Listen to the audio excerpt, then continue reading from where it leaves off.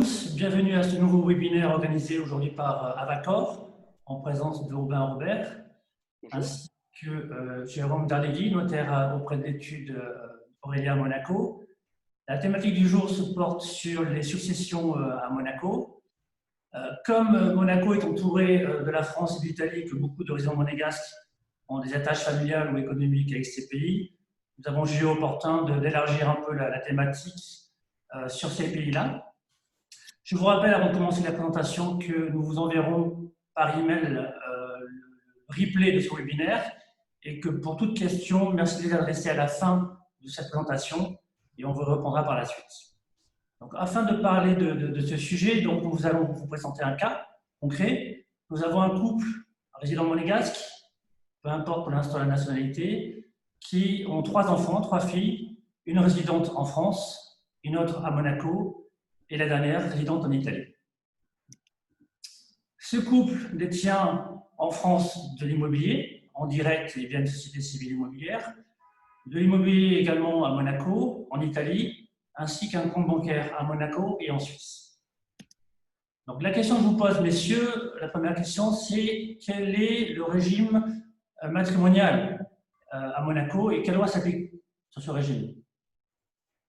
En fait, c'est assez simple, c'est-à-dire que Monaco suit les règles internationales, c'est-à-dire que le contrat de mariage qui sera valable, le régime légal, pardon, matrimonial qui sera valable sera le régime du lieu de résidence des 2 premières années de résidence après le mariage, s'il n'y a pas eu de contrat de mariage. Donc, deux possibilités, soit il a été établi un contrat de mariage devant un officier ministériel ou public dans un pays, et bien sûr, Monaco l'accepte. Ou alors, les gens n'ont pas fait de contrat de mariage et à ce moment-là, on applique la loi internationale, c'est-à-dire la règle internationale, c'est-à-dire de dire c'est le lieu du premier domicile matrimonial, c'est-à-dire les 2 premières années de vie commune, le pays dont le régime s'applique. Voilà. Merci Jérôme. Peux-tu nous rappeler quel est le régime en vigueur à Monaco? C'est la séparation de biens en fait. Si à Monaco, vous ne faites pas de régime de contrat de mariage préalable à votre union, donc c'est la séparation de biens qui s'appliquera si vous habitez au moins 2 ans après votre union à Monaco. Merci. Peux-tu nous préciser quelle est la loi applicable sur la succession pour ce couple? Alors, donc, en il y a fait, un les règles de règlement. droit… Pardon? Je vais commencer, Jérôme. Ouais, Donc, pardon. il y a un règlement communautaire qui est entré en vigueur en août 2015, qui s'applique aussi bien en France qu'en Italie, qui prévoit que la loi applicable à une succession est la loi de la dernière résidence habituelle du défunt. Donc, par hypothèse, dans notre cas, Monaco. D'accord. Donc, en fait, effectivement, il y a une loi depuis juin 2017 à Monaco qui a introduit un droit international privé monégasque qui a suivi la directive européenne, en fait, et qui dit la même chose. C'est-à-dire que c'est la loi du dernier domicile du défunt qui est compétente pour la loi applicable à la succession. D'accord. Donc, si je reviens à l'exemple du patrimoine de ces personnes, c'est la loi monégasque qui va s'appliquer pour tout le patrimoine indépendamment de leur lieu de situation. C'est exact? Absolument. C'est correct. Si effectivement la personne habite bien à Monaco au jour de son décès, c'est la loi monégasque qui s'appliquera. Y a-t-il des limitations à cette loi? Oui, alors en fait, il y a un article qui nous pose un petit peu problème, qui est l'article 63 de la loi donc, de juin 2017, puisque effectivement, on doit appliquer la loi du domicile du défunt au jour de son décès, donc dans notre cas Monaco, sauf qu'on a cet article 63 qui limite un petit peu, qui a été introduit par le législateur monégasque et qui dit que la réserve héréditaire, on applique pour la réserve héréditaire, pardon, on applique la loi nationale du défunt. Ça veut dire quoi? Un exemple tout à fait concret, c'est-à-dire qu'en droit monégasque, le conjoint survivant n'est pas réservataire. C'est une exception, c'est rare, mais c'est le cas à Monaco. Or, par exemple, en loi italienne, je parle sous votre contrôle, le conjoint survivant est réservataire. Donc, ce qui se passe dans un cas comme le nôtre à Monaco, c'est qu'un défunt de nationalité italienne, on va appliquer le droit monégasque, ce qui fait que, a priori, le conjoint n'est pas réservataire. Par contre, à cause de cet article 63, on sera obligé d'aller voir sa loi nationale et la loi italienne considère que le conjoint est réservataire. Donc, on devra appliquer la réserve du conjoint parce que dans la loi nationale, elle existe. Donc, ça modifie un petit peu cette règle unique. Et à l'inverse, par exemple, pour un Britannique, où il n'y a pas de réserve, effectivement, à ce moment-là, si c'est un Britannique qui habite Monaco, on devra appliquer la loi monégasque. Par contre, on ira voir la loi britannique, sa loi nationale, et à partir de ce moment-là, on verra qu'il n'y a pas de réserve et on appliquera l'absence de réserve. Voilà. Alors, on a encore des incertitudes quant à l'application de ce texte parce que c'est très, très, très compliqué en fonction des nationalités, en fonction des cas particuliers. Mais en gros, voilà, c'est un peu ce qu'on vient de définir. D'accord. Donc, pour reprendre l'exemple précédent, c'est toujours la loi monégasque qui s'applique si l'un des conjoints venait à décéder, sous réserve donc de ces particularités de l'article 63. Ouais, Sous réserve. exactement. D'accord. Et y a-t-il un moyen de changer la loi? Oui, puisque effectivement, dans la loi donc sur le DIP monégasque, on a la possibilité de choisir sa loi, la loi de sa nationalité. Donc, dans un testament ou un texte, tout simplement, on choisit la loi de sa nationalité, ce qui est le cas, par exemple, pour un Britannique qui voudrait éviter la réserve. Donc, il décide d'opter automatiquement pour la loi britannique. Et on va l'appliquer à Monaco. Oui. Pour la France et l'Italie, vous avez le règlement communautaire que j'évoquais plus tôt, qui prévoit lui aussi la possibilité d'opter pour sa loi nationale, donc la loi française pour un national français ou la loi italienne pour un national italien. D'accord. Donc, si un des conjoints est de ressortissant italien, il pourrait donc choisir sa loi nationale et ce serait celle-ci qui s'appliquerait sur tout le patrimoine qui lui est donné, c'est ça? Correct. D'accord. Merci pour ces précisions. Alors, pouvez-vous me résumer l'intérêt éventuel de changer de loi nationale sur la succession?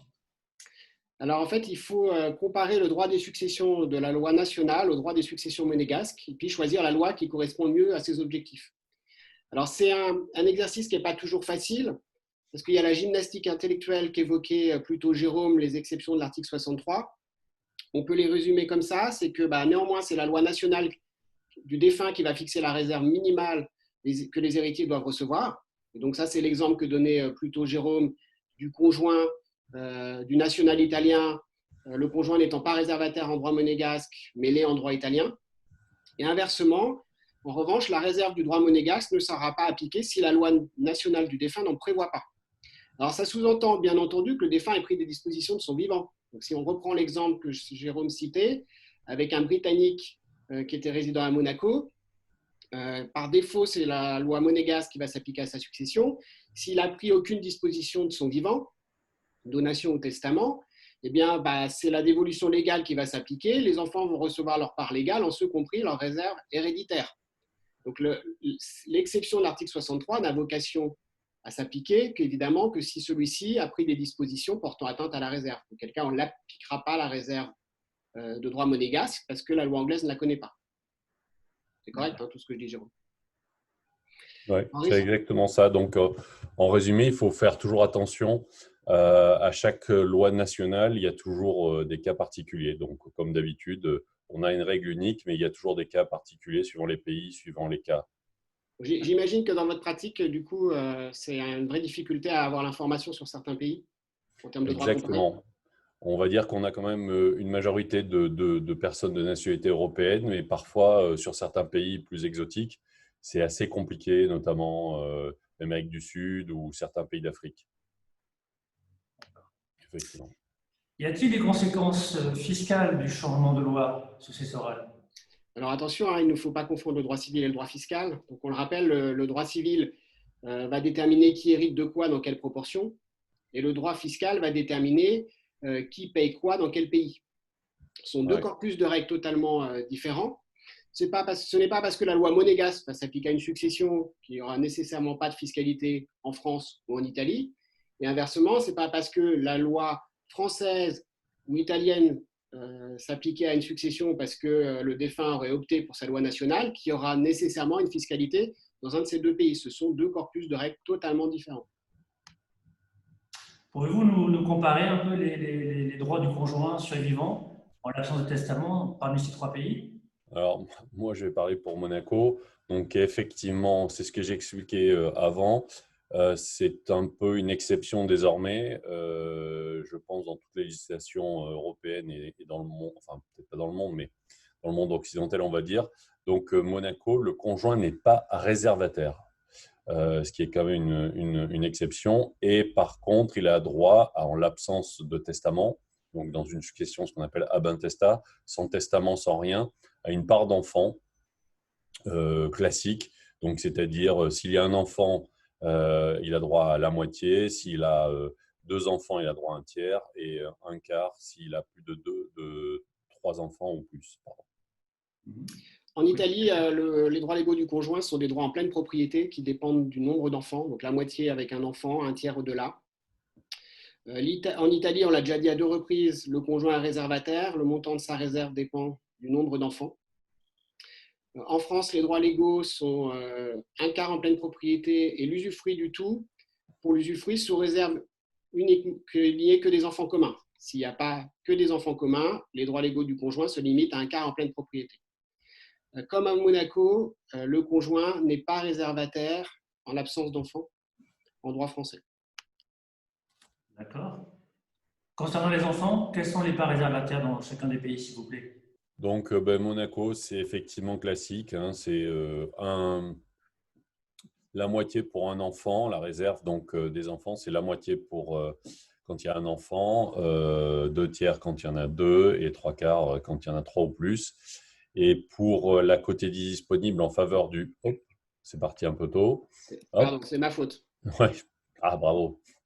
Pas de problème. Et la côté disponible ou l'usufruit du tout en présence d'enfants communs quand c'est la côté disponible en faveur du conjoint. Et pour les autres pays, là, je laisse Aubin, le spécialiste.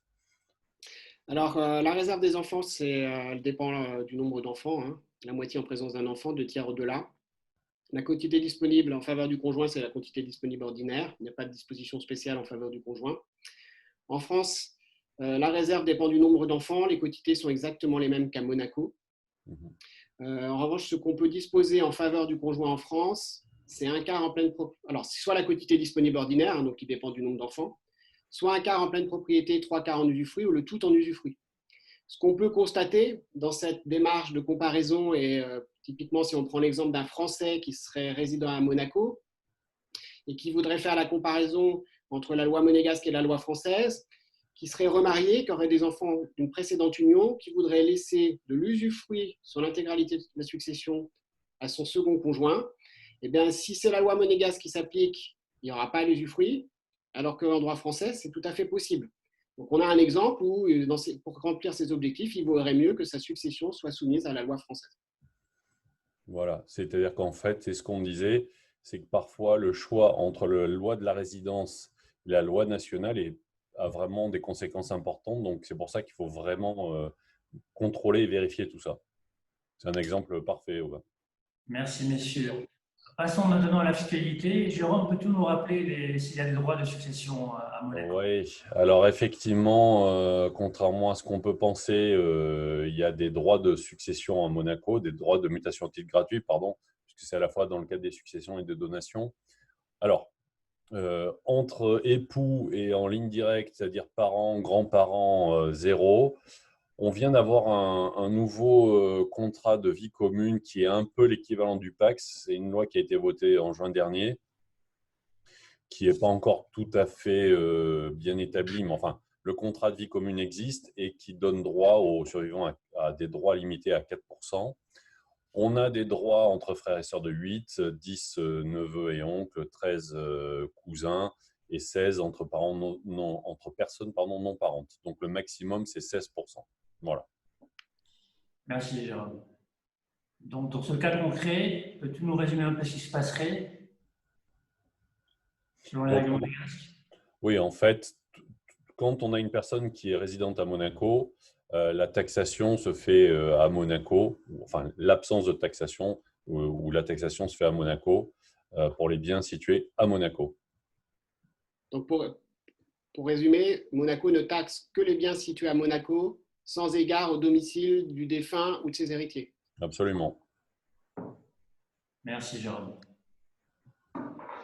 Donc, si nous avons donc une ressortissante britannique, résidente monégasque, qui venait à décéder et laissant comme seul héritier un neveu de son mari, donc quelle serait la taxation à Monaco sur son compte bancaire en Suisse et son patrimoine à Monaco?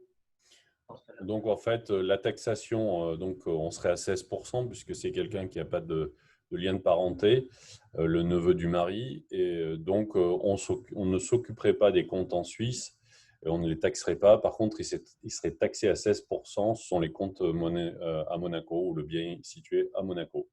Tout ce qui est situé à Monaco serait à 16%. Très clair, merci Jérôme. Aubin, peux-tu nous faire une comparaison entre les différentes taxations sur les successions et donations entre la France et l'Italie, s'il te plaît? Oui, alors on va pouvoir constater qu'il y a une vraie différence de taxation entre la France et l'Italie, parce que si on s'intéresse uniquement en ligne directe, donc de parents à enfants, vous avez un abattement de 1 million d'euros en Italie, alors qu'il est de 100 000 euros en France, et le taux de taxation il est de 4% en Italie, alors qu'il peut aller jusqu'à 45% en France. Donc pour résumer, en Italie, vous avez un abattement x10 et un taux de taxation qui est divisé par 10. Donc il n'y a pas photo. L'Italie est très nettement moins chère. Si on s'intéresse aux taux les plus élevés, donc sur les transmissions entre personnes non parentes, entre tiers, on est à 8%. 8%, c'est vraiment pas beaucoup, et on peut voir que c'est même la moitié de ce qui se passe à Monaco, à comparer aux 60% qui s'appliquent en France. Merci Aubin. Peux-tu nous rappeler donc les critères de domicile fiscal en Italie? Donc, sont domiciliés fiscalement en Italie les personnes qui ont sur le territoire italien soit le lieu de leur séjour principal, soit qui ont en Italie le centre de leurs intérêts personnels et économiques.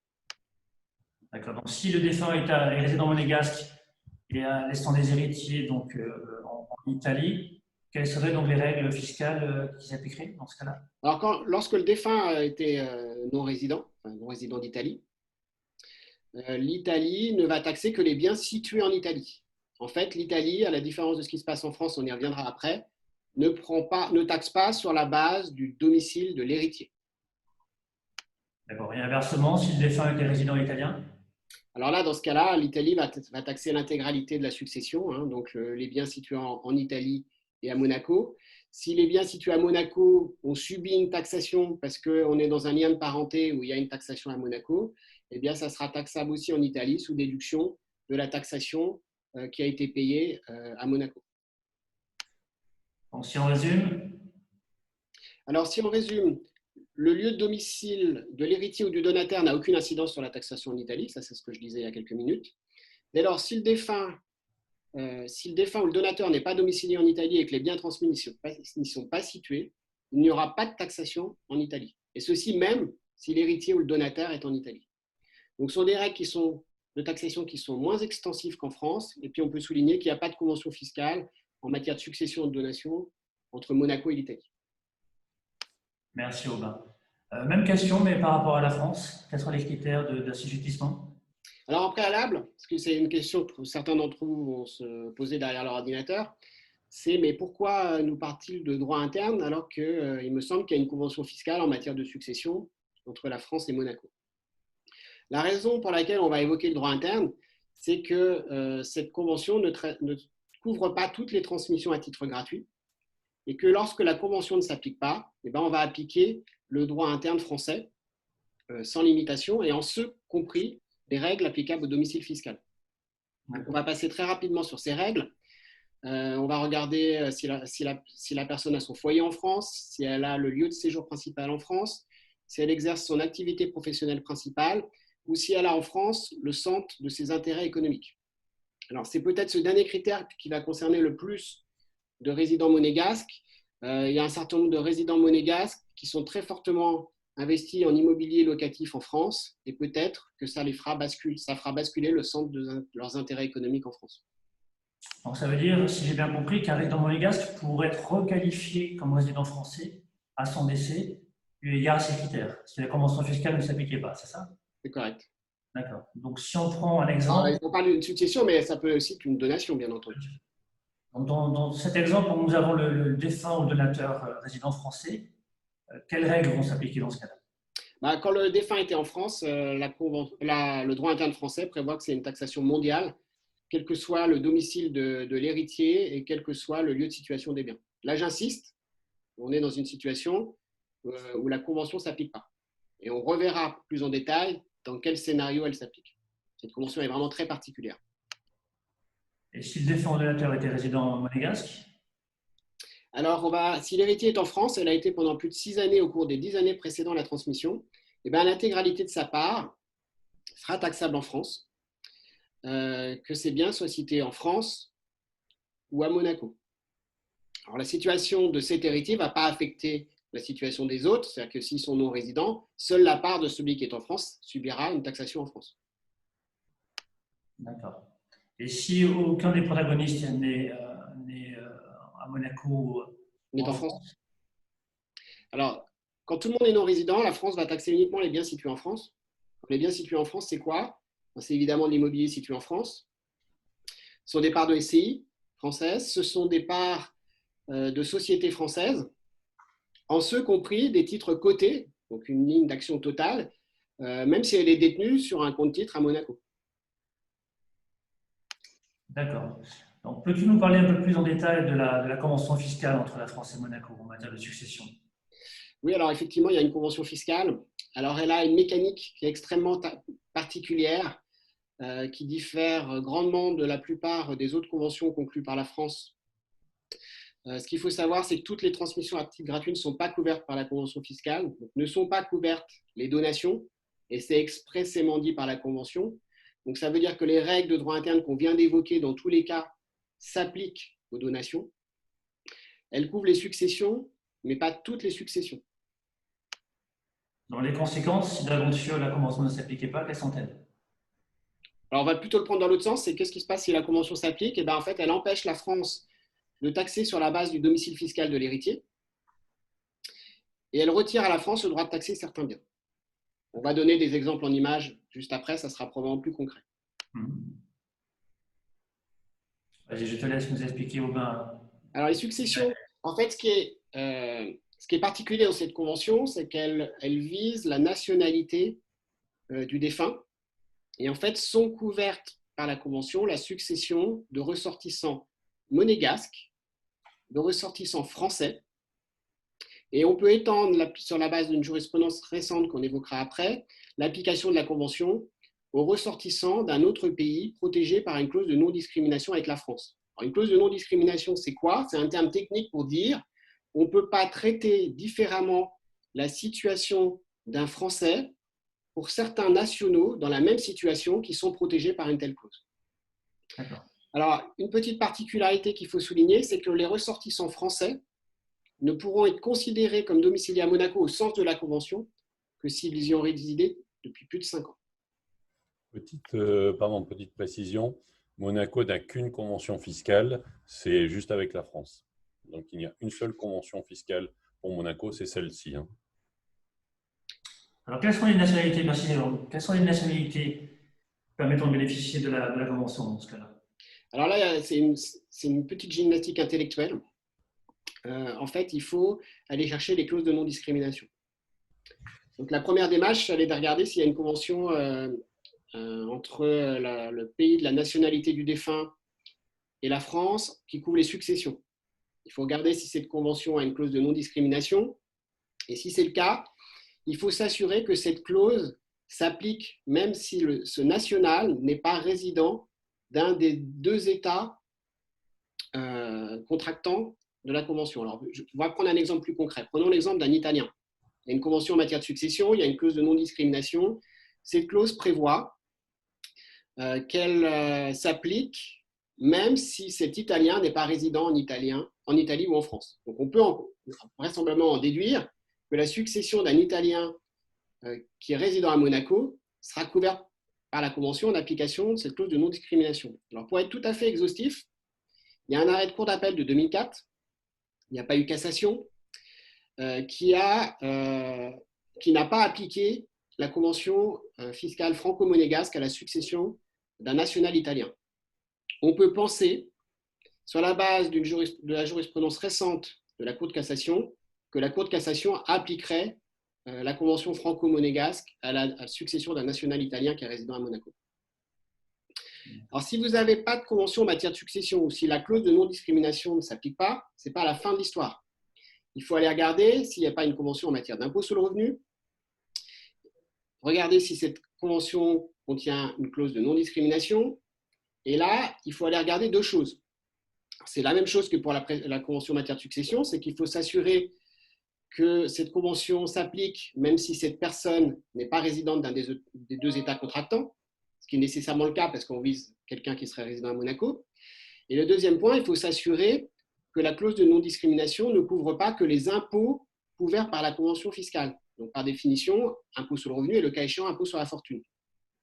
Donc, on a une jurisprudence de la Cour de cassation de 2015 qui a accepté d'appliquer la convention franco-monégasque à la succession d'un national marocain qui résidait à Monaco.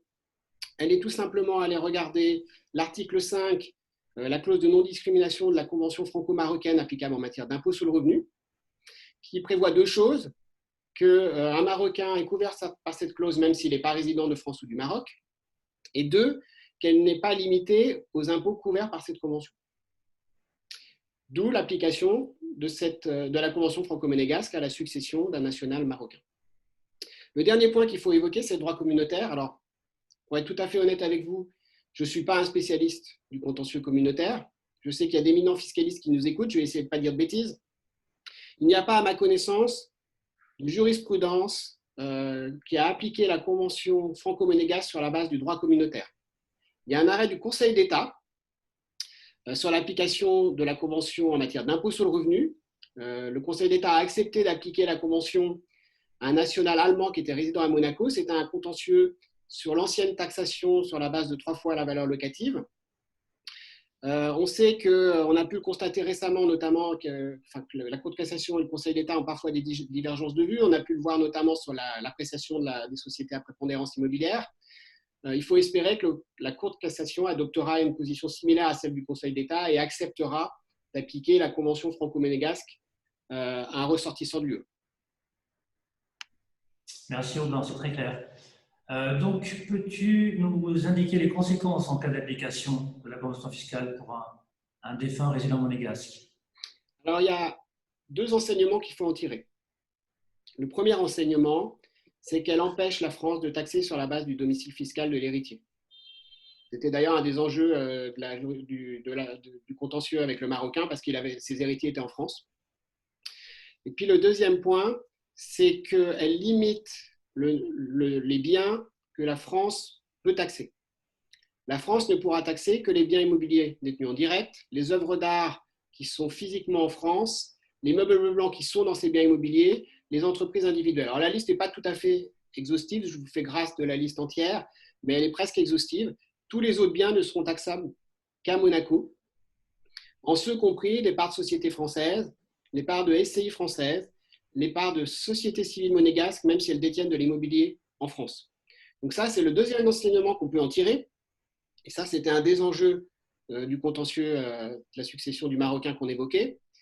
C'est que pour une personne qui serait résidente à Monaco et dont la succession serait couverte par la convention franco-monégasque, eh bien, il vaut mieux détenir de l'immobilier en France via une société qu'en direct. Merci Aubin. Et à l'inverse, si le défunt était résident français, comment s'appliquerait la convention fiscale? Alors, en fait, ce qui est intéressant, c'est qu'elle empêche la France de taxer les biens qui sont physiquement situés à Monaco. Donc là, on parle évidemment de l'immobilier, mais on peut parler d'œuvres d'art, on peut parler de bijoux, on peut parler de lingots qui seraient physiquement à Monaco.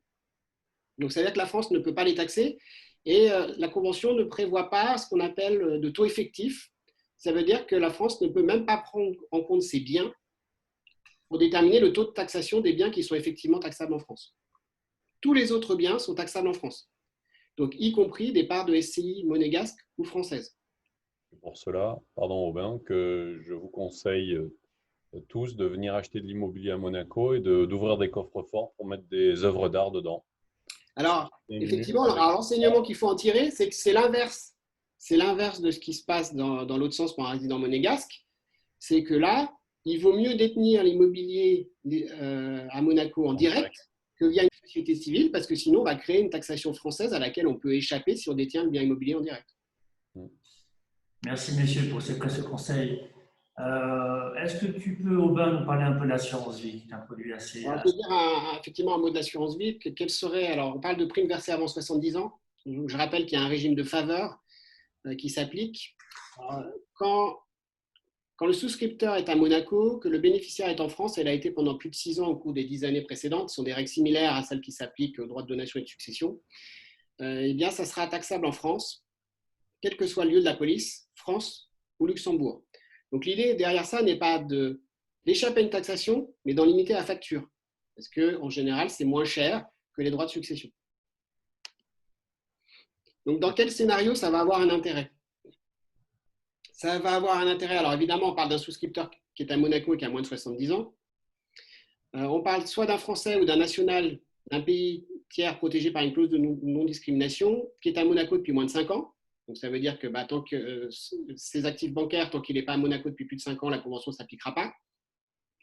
Soit d'une personne dont la succession ne sera jamais protégée par la convention compte tenu de sa nationalité.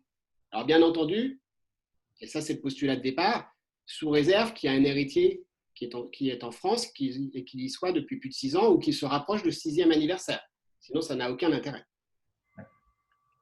Alors, il y a quand même quelques pièges à éviter. C'est que si au bout de 5 ans, la convention fiscale devient applicable, eh bien, la fiscalité applicable aux primes versées avant 70 ans, ce ne sont pas des droits de succession. Donc, ça veut dire que la convention fiscale ne s'applique pas à cette fiscalité. Donc, ça veut dire qu'elle ne permettra pas d'y échapper. Donc, ça veut dire qu'il faut entreprendre des actions. Elles sont de 2 ordres. Soit il faut casser la police parce que vous n'en avez plus besoin, soit il faut la conserver parce que vous en avez besoin, et ça peut être le cas d'un national français qui serait taxable à l'impôt sur le revenu en France compte tenu de sa nationalité. Et bien dans ce cas-là, on peut conserver l'enveloppe, mais il faut révoquer la clause bénéficiaire. S'il n'y a pas de clause bénéficiaire, eh bien ça sera dans la succession, et auquel cas, la convention fiscale s'appliquera aux sommes versées. Merci, Aubin. Messieurs, un résumé sur tout ce que l'on vient de dire. Quels sont les points d'attention particuliers qu'il faut retenir? Bon, en fait, on va faire un petit résumé de ce qu'on a dit, c'est-à-dire que le slide est très bien fait. Donc, la loi successorale monégasque s'appliquera de toute façon à tous les biens monégasques, français ou italiens. C'est important, c'est ce que j'avais dit tout à l'heure, il faut comparer le droit monégasque et le droit successoral de sa loi nationale du défunt pour choisir la plus appropriée. C'est les exemples qu'on a donnés avec les nationaux britanniques ou italiens. Donc, il faut à chaque fois faire du cas par cas en fonction de la nationalité. Surtout, parfois, on ne l'a pas souligné, mais on ne va pas rentrer dans cette problématique, quand on a des gens qui ont plusieurs nationalités, parce que là, ça devient encore plus compliqué. Donc ça, c'est aussi une problématique envisagée.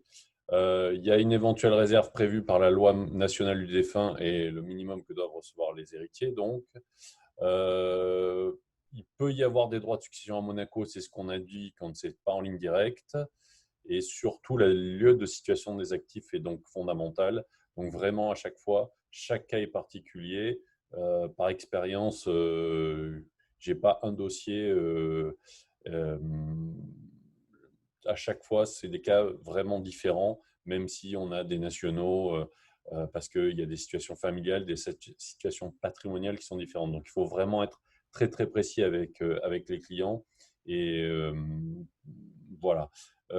Précision, donc c'est ce que j'avais dit tout à l'heure, il n'y a pas de convention fiscale entre l'Italie et Monaco. Mais comme on a vu grâce à Aubin, l'étendue de la taxation en Italie est quand même beaucoup plus restreinte qu'en France. Donc là aussi, il y a des choses à faire, des choix à faire par rapport à ces 3 pays ou 2 pays. Donc les taux de taxation des donations et successions sont bien plus faibles en Italie qu'en France. Ça, je pense qu'il n'y a pas photo. Il y a une convention fiscale entre la France et Monaco, mais elle ne couvre pas toutes les transmissions à titre gratuit. La nationalité du défunt est la clé de l'application de la convention fiscale. Si la convention s'applique, il vaut parfois mieux ne pas anticiper et attendre le décès. Et en tout état de cause, il faut structurer une acquisition immobilière en France. Enfin, l'assurance vie doit être utilisée à bon escient. Et pour conclure, je pense que ce qu'on peut se constater quand on regarde la succession internationale d'un résident monégasque, c'est que c'est bien plus compliqué que ce qu'on peut penser.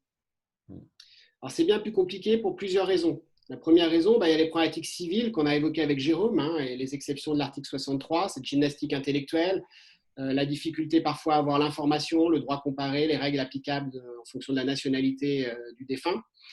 Il y a les aspects fiscaux, il y a la convention fiscale franco-monégasque qui est extrêmement particulière, qui est très complexe, qu'on pourrait lire dans tous les sens et qu'on peut comprendre parfois différemment. Nous, on avait encore entre nous hier soir des discussions sur l'application de certaines dispositions. Après, il y a la complexité du droit français, du droit italien. Et ce qui est très important, et c'est le leitmotiv qu'on a eu dans nos 2 précédents webinaires sur les successions à Maurice et les successions en Suisse, c'est que le conseil patrimonial traverse très mal les frontières. Donc, tous les conseils doivent travailler main dans la main. Alors là, on parle de la France, on parle de l'Italie, on parle de Monaco, mais s'il y a des biens dans d'autres pays ou des héritiers dans d'autres pays, il faut que des conseils de ces pays soient impliqués. Il faut que ces gens travaillent tous ensemble, se parlent, et c'est la condition pour qu'on trouve des solutions pour les clients qui fonctionnent dans tous les pays. Donc, c'est pour moi ma conclusion. Est-ce que toi, tu veux rajouter quelque chose, Jérôme? Oui, non, je suis tout à fait d'accord. Nous, on a affaire de plus en plus à des situations complexes, tant au niveau civil, parce que souvent, il y a des remariages, des enfants de plusieurs unions, des situations très particulières et surtout des patrimoines disséminés un peu partout dans différents pays.